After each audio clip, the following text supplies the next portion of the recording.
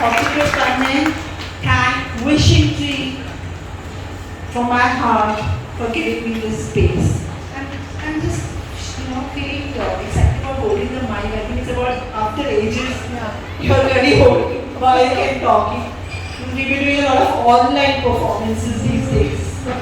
So thank you. This is my first climbing this year. Thank you so much. Another excitement is this is a fresh story that has not been told yet.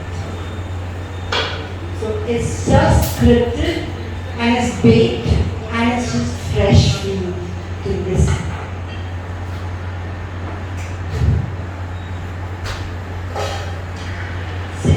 Years ago, I met my husband in the bus. I was in the crossroads of life. I was a breadwinner of my family, and we were going through tough times. It was difficult for me to earn money and have enough bank balance for my brother who was still studying. And I always dreamt of having a baby and having a family, and I just didn't know where my path was leading. And I had been chosen by an international school in Hong Kong after rounds of group discussions and interviews. Yes, I was traveling by Visa Volvo to sign a contract for 3 years in Hong Kong. And it was that 2004 ka barish, you all remember? Yeah, it was that bunch. It was pitch dark in the night and the rain was lashing through the window, and this man came and sat next to me. The darkness of that night was growing inside me. I had not seen his face, but his familiar voice just made me start pouring my heart out. And I began telling him my story. He listened, he was drawn, and we spent the next day together. And we parted. You see, I had to go. I had to collect some money, I got from a Shetty family. To dowry was a big thing in my mind. So I was collecting money, and I thought it was a good acquaintance, and something I felt good meeting. So we parted. Also kept meeting. And once again, my stories began pouring and we continued to listen. And one of those meetings, he proposed. And yes, we were married. And soon my life became like that sweet plum. I had a baby growing in my arms. And throughout this time, he was listening to my stories. Our dinner table was always filled with my stories, you see. I was a spotlight. And whenever friends came over, I was a spotlight telling my stories. I think he was so used to looking at me as a spotlight and used to thinking that the mic goes to her. 5 years ago, I started my company, The Secret Passages. And the company was all about storytelling. Yes, I started a business on storytelling. And now I have to perform in festivals, in museums, on stages, directing plays, rehearsing, practicing, and my guinea pig, my husband. Yes. And then, say, how can you give me your feedback? He came for all my practices, he came for all my performances, and everyone knew that, oh, that's Geetanjali's husband there, look at him, he's smiling. He must have seen this play some 10 times, but he's still in it. And yes, my daughter also, she's still in it. She's good with listening to my stories. And I never knew when I stopped listening. And one of the days, my husband called one of his business partners over for dinner. And at that point of time, I was just amusement park, telling him this story, that story, this story. And his business partner also kept laughing on each and every story. And while they were leaving, करने आया था वो तो हुई नहीं. My husband looked at me, and I can never forget that face. Disgust.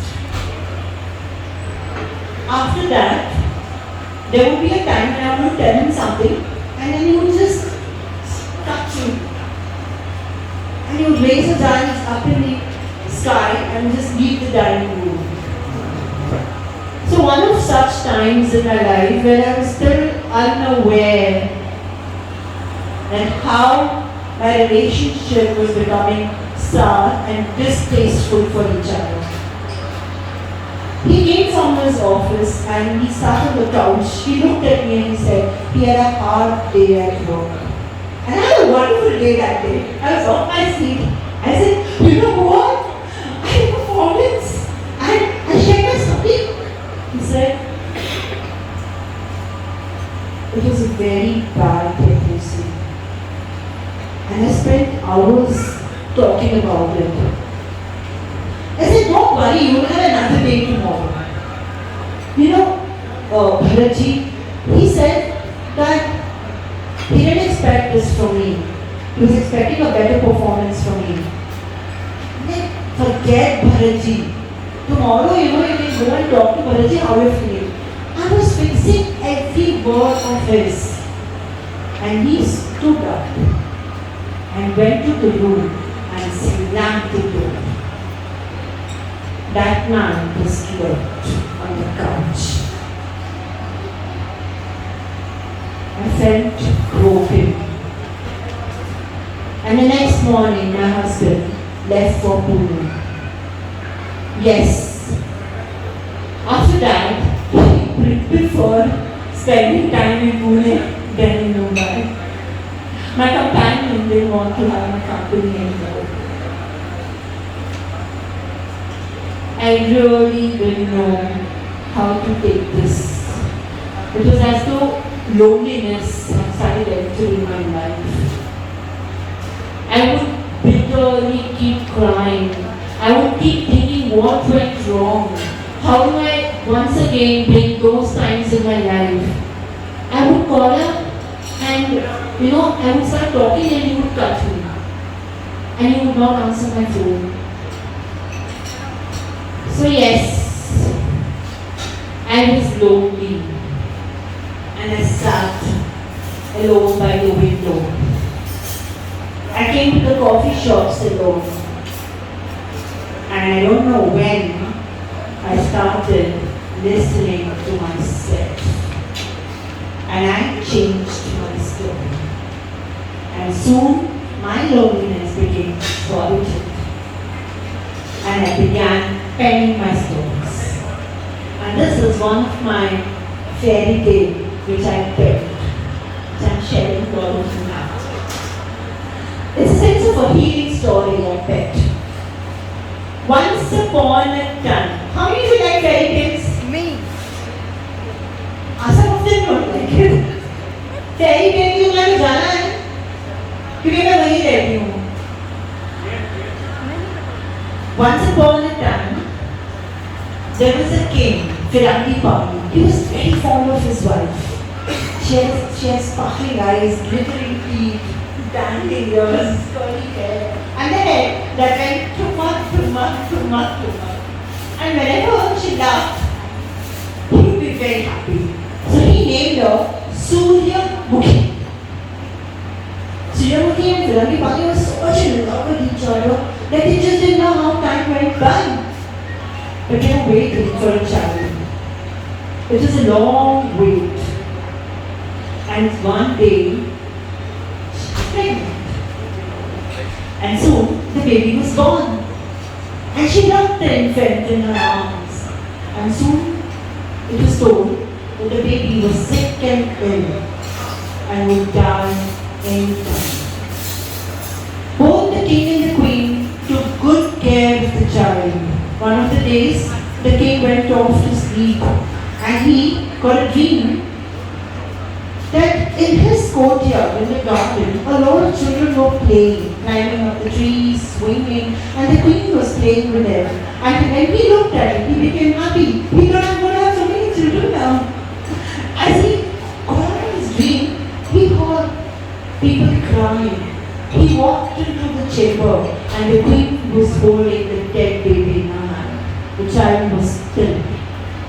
looked at her husband and said, everything is moving, why is my baby still? Aren't you seeing this? He didn't cry. He said, I just woke up from a dream and this too just looks like a dream to me. And he walked out from there. The queen continued to believe that the child was alive. She continued to rock the cradle. She continued to comb the child's hair. She continued to hug the teddy bear. She continued telling everyone, oh, baby ko khana khilana hai, baby ko silana hai. Everybody told the queen has gone mad. She's gone insane. And one of the nights, it was as though the emptiness of the whole night swallowed her. And she began throwing everything. The knitted cardigan, the teddy bear, the cradle out of the window. And as though the night was like she was wearing a shadow hat. And she sat huddled in the corner, clutching on to her hair, scratching her body, and was not able to bear the moment. The queen was now gone out of her senses, and the king was troubled. So what does the king do? Well, can you guess what the king do? Call the doctors, right? Yeah? The doctors came. Call the doctors. What do you think the doctors did? Injection? Pills? Medicines. Yeah? And she started feeling drowsy, right? And then who came? The witches. कोई अवतार घुस गया है, right? And then who came? Then some advisors. ऐसा होता है सबके life में. Come on, queen, right? So many people came and noted everything, spoke to her, but there was grey faces. Nobody could cure the king. It was at this time that everyone spoke about Deepama, who lived on the top of the mountain. They say Deepama has been staying quietly for long hours. She is 75 now and she's been meditating for almost 20 years. That she has now experienced the silence of the night. And she is so close to nature that she is now friendly with the animals. Everybody is unafraid of her around. And she has studied nature in and out. She studied people. When she went to the market, she saw how people walked. She saw how people sat. She believed that people are not talking from their mouths, they are talking from their fingers and from their eyes. Deepama was called. Deepama came to the queen's chamber. She peeped through the window and she looked at the king and said, you have to give me 7 days and nights. All the doctors laughed. Medicine काम नहीं आया, pills काम नहीं आया, अभी Deepama काम आएगी. But the king believed Deepama. So Deepama entered the queen's chamber and Deepama sat next to the queen for 4 days and 4 nights. She just sat in silence. She watched the queen rock her whenever there was a movement in the corridor. She watched the queen moving her eyes whenever she heard the roars of the wind. She watched the queen scratching her hands and making the marks of her nail marks on the skin. She watched her and she listened to her heartbeat. And on the 5th morning, the queen looked into Deepama's eyes. You know, they say Deepama's light. She saw the light and the queen came into senses. And the queen looked at herself. She stripped off her clothes. And she doesn't know what to do. She was feeling shy of Deepama. And she looked at Deepama and said, aren't you scared? Deepama opened the wardrobe and pulled out the red sari. She draped the queen in the red sari. And she tied the queen's hair and she combed it. The queen said, you know Deepama, when I was born, my mother passed away. And I was always scared of losing people I loved. And with great difficulty, I had always had a feeling that I never have a child. And I also thought, if I have a child, I will lose my child. And that's exactly what happened. She began crying. On the sixth day, she pulled out the veena. She began playing the string in a song. Golden days and silvery nights, that's how my heart is happy and light. And so she found a song. The birds began chirping, the rabbits and squirrels began scampering. And on the seventh day, the king entered the chamber. She looked at the king. Her eyes were sparkling, her teeth were glittering, her hair went curly, and her head went tumak, tumak, tumak, tumak. She felt slightly sick.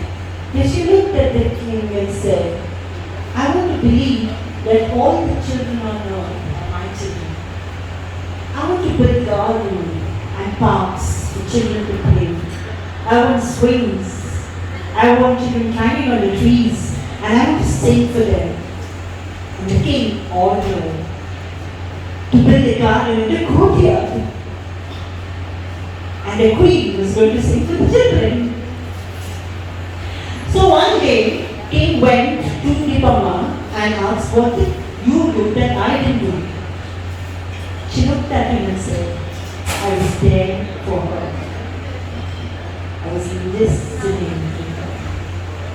Love grows by listening. That's exactly what happened in the year 2020.